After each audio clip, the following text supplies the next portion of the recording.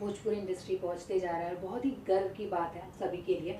तो जैसे अगर मैं बात करूं, पवन जी ले लीजिए, खेसारी जी ले लीजिए, जो भी बॉलीवुड के अच्छे अच्छे सॉन्ग्स हैं, एल्बम्स हैं, उसका भोजपुरी वर्जन बन रहा है। चाहे पानी पानी ले लीजिए या फिर तुमसा कोई प्यारा नहीं, बारिश बन जाना।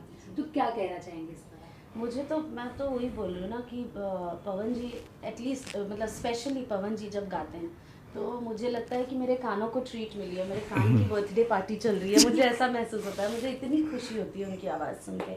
और खेसारी जी के गाने जब मैं सुनती हूँ तो मुझे गाने इतने गुदगुदाते हैं कि मैं बार बार, मुझे रिपीट पर सुनना पड़ता है उनके गानों को। मैं बड़ा हंसती हूँ सेट पर भी सुन सुन के कितने हंसे। बार, हाँ। तो मुझे तो बहुत ज़्यादा गर्व महसूस होता है।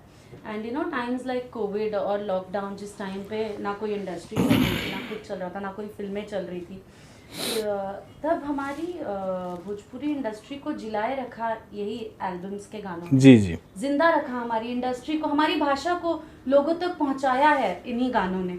तो मुझे बहुत ज़्यादा अच्छा लगता है जब भी मैं देखती हूँ कि इतने मिलियन व्यूज़ आ रहे हैं, उतने मिलियन व्यूज़ आ रहे हैं। मैं बहुत ज़्यादा प्राउड फील करती हूँ अपने दोस्तों के लिए।